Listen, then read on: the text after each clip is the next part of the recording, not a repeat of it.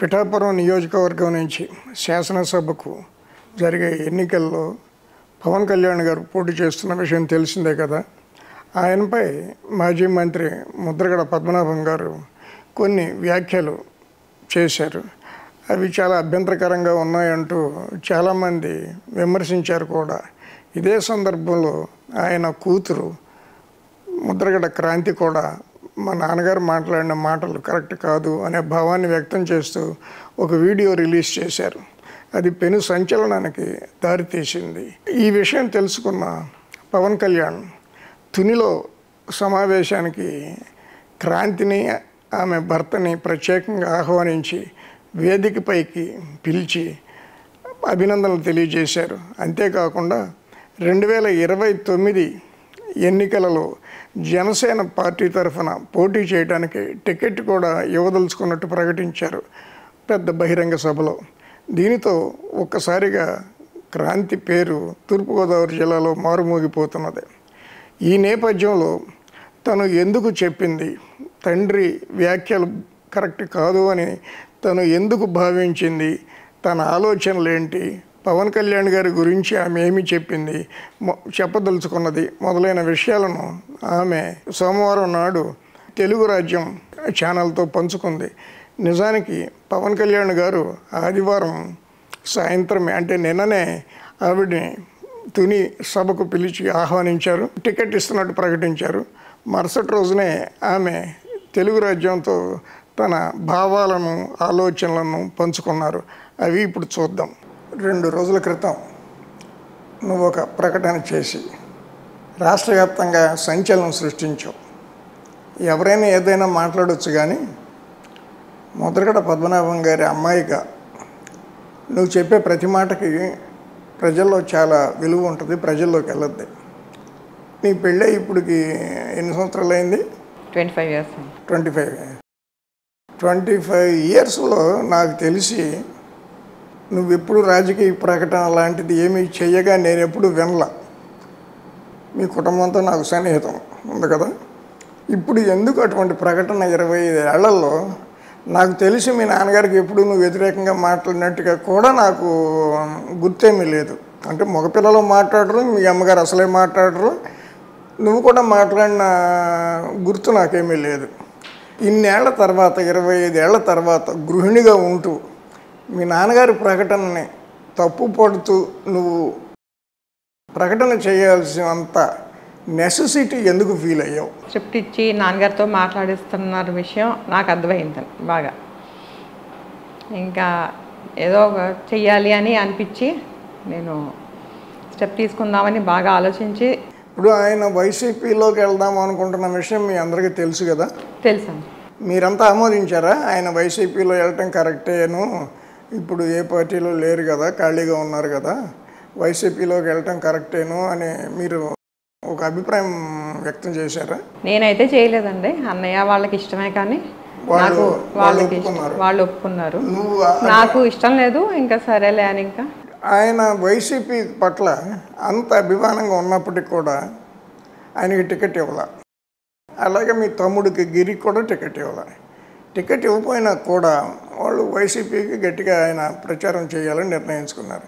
ఎందుకు టికెట్ ఇవ్వలేదు? అంత సీనియర్ లీడర్ ఆయన ఎందుకు ఇవ్వలేదు? వైసీపీకి అంత సపోర్ట్గా ఉన్నప్పటికీ కూడా ఎందుకు వైసీపీలో ఆయనకి టికెట్ రాలేదని మీరు అనుకుంటున్నారు? ముందు నుంచి ఉండలేదన్నది అనుకుంటున్నారండి. ముందు నుంచి జాయిన్ అవ్వలేదు కదా, సడన్గా వెళ్ళేసరికి మరి అసలు ఆయన మారినన్ని పార్టీలు మారినన్ని సార్లు నాకు తెలిసి మన తెలుగు రాష్ట్రాల్లో ఏ నాయకుడు అన్ని పార్టీలు మారిన సందర్భం నాకు కనపడట్లేదు. పార్టీలు మారేటప్పుడు కానీ లేకపోతే ఏదన్నా ఉద్యమాలు చేసేటప్పుడు కానీ, ఇప్పుడు నిరాహార దీక్షలు చేశారు, 3, 4 చేశారు. ఉత్తరకంచి అంటే అప్పుడు నీకు 7 ఏళ్ళు 6 ఏళ్ళు 7 ఏళ్ళు వయసు ఉంటుంది.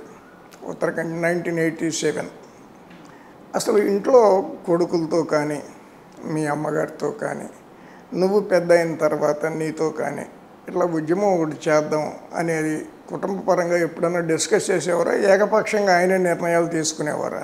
నిర్ణయం తీసుకున్నాక చెప్పడం అలవాటు అండి డాడీకి. ఫస్ట్ నుంచి నిర్ణయం తీసేసుకుంటారు, ఇంక తర్వాత ఎవరో చెప్తారు, అందరూ సపోర్ట్ అయి ఉంటుంది అంతే.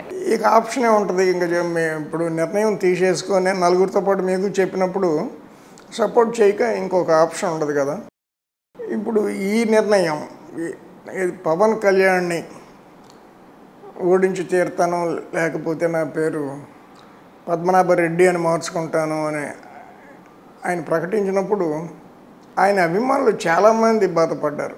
ఆ విషయం మీకు తెలుసా?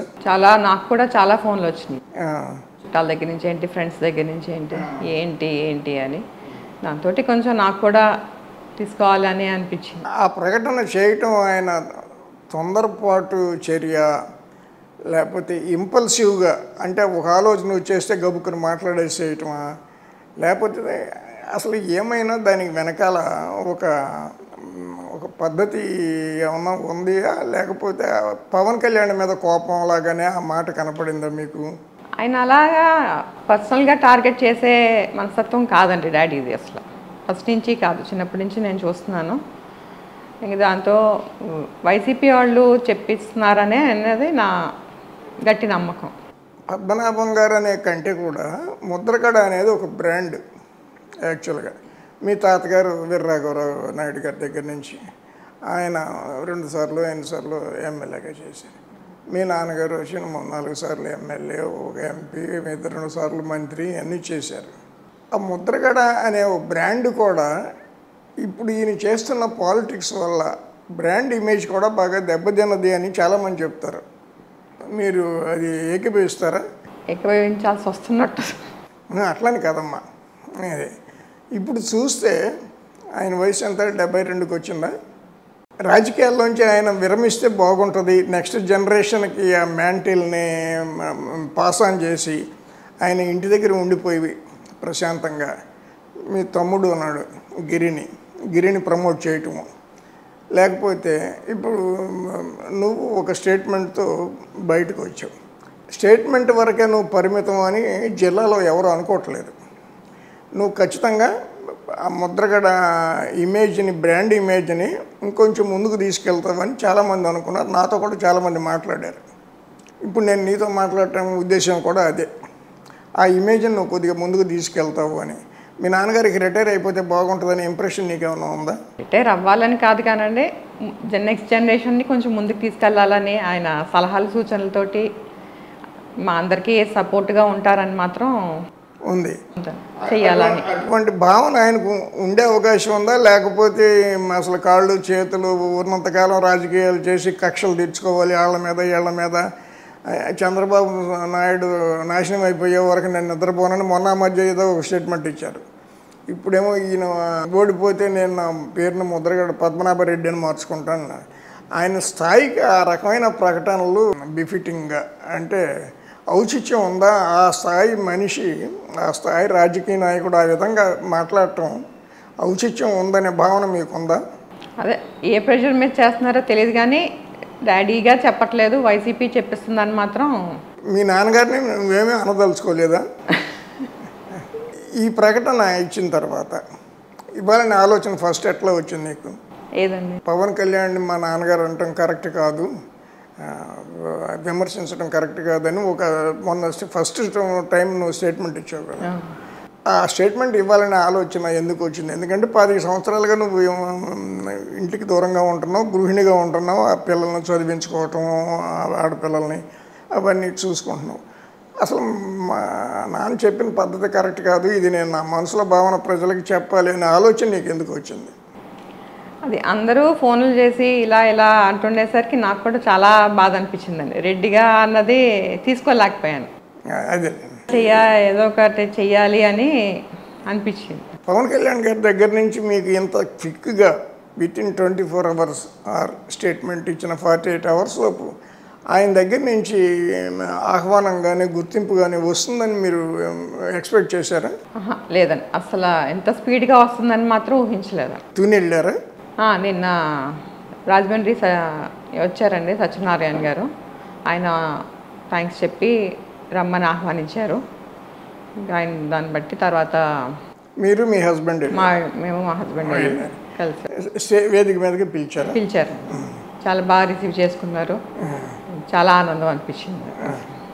టికెట్ ఇస్తానని కూడా ఎప్పుడో అసలు వారం రోజుల్లో ఎలక్షన్స్ ఉంటేనే టికెట్ ఇప్పుడు ఇస్తామని చెప్పరు నాయకులు. చూద్దాం చూద్దాం ఇంకా నామినేషన్లు బిగిన్ అవ్వలేదు కదా అన్నట్టుగా తిప్పుతూ ఉంటారు. అట్లాంటిది 5 సంవత్సరాల తర్వాత జరిగే ఎలక్షన్లకి నేను ఈ అమ్మాయికి నేను టికెట్ ఇస్తున్నాను అని పవన్ కళ్యాణ్ గారు చెప్పారు అంటే that is not a small thing. అప్పటికి పాలిటిక్స్ ఎట్లా ఉంటాయి, ఏ రకంగా మారుతాయి అనేది అట్లా పెడితే 5 సంవత్సరాల ముందు నేను క్రాంతికి టికెట్ ఇస్తున్నాను అని అంత ఆయన ఓపెన్గా చెప్పడం అనేది చాలా చాలా అసాధారణమైన విషయం. How you felt it?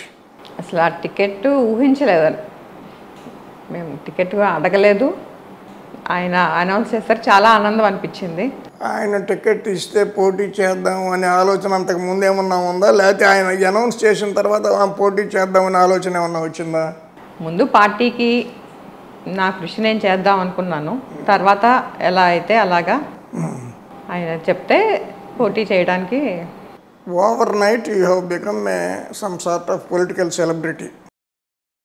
జనసేనలో ఎందుకు, మా పార్టీలోకి రావమ్మా, నీకు గౌరవం ఇస్తాం, ముద్రగడ పద్మనాభం గారి అమ్మాయి అంటే చిన్న విషయం కాదు అని ఏదో ఒక పార్టీ నుంచి పిలుపు వస్తే ఏం చేస్తావు? లేదండి, నేను పవన్ కళ్యాణ్ గారిని అభిమానించి ఆయన ఇవన్నీ నచ్చి ఆయన చేయాలనే అనుకున్నాను అంతే. పవన్ కళ్యాణ్ గారిని ఎప్పటి నుంచి అభిమానిస్తున్నావు? నాకు తెలిసి అప్పటి నుంచి అభిమానం ఉందండి. ఇంకా పార్టీ పెట్టి ఆయన సిద్ధాంతాలు అన్నీ కూడా నచ్చి బాగా ఇంకా ఇటే ఉండాలని, డాడీ వాళ్ళ అటే ఉన్నా సరే నాకు ఎందుకో ఇటే అనిపించేది బాగా, మనం చెయ్యాలి అని. జనసేనకు భవిష్యత్తు ఉంది అని అనుకుంటున్నావా? ఖచ్చితంగా అండి. 21 సీట్లే పోటీ చేస్తున్నారు ఆయన. అయినా పర్వాలేదండి, ఆయనకి అది చేసినా నెక్స్ట్ టైం ఫుల్గా చేసేస్తారు. నెక్స్ట్ టైం కూడా ఆయన తెలుగుదేశంతోనే కలిసి ఇంకో 25కో 30కో పోటీ చేస్తే ఉండదని అనుకుంటున్నారండి.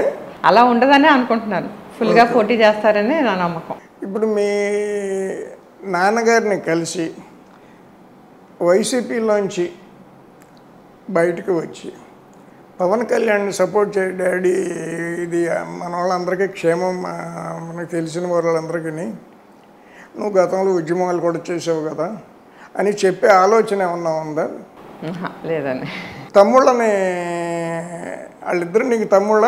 బాలు పెద్దడు, అన్నయ్య తమ్ముడు, గిరి నీకు తమ్ముడు, బాలు నీకు అన్నయ్య. మధ్యలో నువ్వు ఆ గిరినో బాలుని కూర్చోబెట్టి రాజకీయంగా నువ్వు వాళ్ళని కూడా వెంట తీసుకెళ్ళే అవకాశం ఉందా లేదా? లేదండి. నీకు ఏ నియోజకవర్గం అంటే ఇష్టం? అక్కడ దాకా ఆలోచించలేదండి, జస్ట్ ముందు జనసేనకి బాగా సపోర్ట్ చేయాలన్నది. ఇప్పటి నుంచి నీ కార్యక్రమం ఏంటి అంటే, ఆ కార్యక్రమం ఏంటి అంటే అర్థం ఏంటంటే యువర్ హౌస్ వైఫ్, పిల్లలు ఉన్నారు, సంసారం, హస్బెండ్, ఫ్యామిలీ అంతా, అంటే గృహిణిగా అటు పొలిటీషియన్గా how you will divide your time in between these 2 things, అది నా ప్రశ్న. ఇటు గృహిణిగా కొన్ని బాధ్యతలు ఉంటాయి, రాజకీయంగా బయట తిరగాల్సిన పనులు ఉంటాయి, ఇవి రెండిని సమన్వయం చేసుకోవటానికి నువ్వేమో ఆలోచిస్తున్నావు? చేయగలనే అనుకుంటున్నారండి. ఫ్యామిలీ సపోర్ట్ చాలా ఉంటుంది నాకు, వెనకాల ఏం చేసినా మా అత్తగారు మావయ్య గారు అందరూ సపోర్ట్ ఉంటుంది, మా వద్దలు ఏంటి అందరిది సపోర్ట్ ఉంటుంది నాకు. సో చేయగలనే అనుకుంటున్నాను. అంటే ఇప్పుడు నువ్వు ఒక్కదానివే పవన్ కళ్యాణ్ అభిమానివా? మీ కుటుంబంలో? మా కుటుంబం మొత్తం పవన్ కళ్యాణ్ అభిమానులే, మొత్తం అందరూ పవన్ కళ్యాణ్. ఇప్పటి నుంచి ఏంటి నెక్స్ట్ ఎలక్షన్స్కి? ఇప్పుడు మళ్ళీ పిఠాపురం ప్రచారానికి బయలుదేరుతున్నావా? వెళ్దామని అనుకుంటున్నానండి. వంగగీత తెలుసా నీకు? తెలుసండి. వ్యక్తిగతంగా కూడా తెలుసా? తెలుసండి. కిర్లంపూడిలో చాలాసార్లు కలిసాను. మరి ఆ అమ్మాయి ఫీల్ అవుదా, ఏంటి క్రాంతి నేను పోటీ చేస్తుంటే నువ్వు ఈ పని చేయటం ఏంటని అడగదా? లేదండి, పార్టీ ఫ్రెండ్షిప్పే కదండి. రైట్ అమ్మా, thank you. Please do subscribe to Telugu Rajyam channel. Please do subscribe to Telugu Rajyam channel. Please do subscribe to Telugu Rajyam channel. Hi అండి, నేను మీ ఆర్పీని, నెల్లూరు పెద్దారెడ్డి చేపల పులుసు ఓనర్ని. మీరు తెలుగు రాజ్యం అనే ఈ యూట్యూబ్ ఛానల్ సబ్స్క్రైబ్ చేసుకుని మంచి వీడియోలతో వస్తారు. Thank you so much. Hi people, I'm Sonakshi Verma and you please watch Telugu Rajyam and please subscribe to the channel.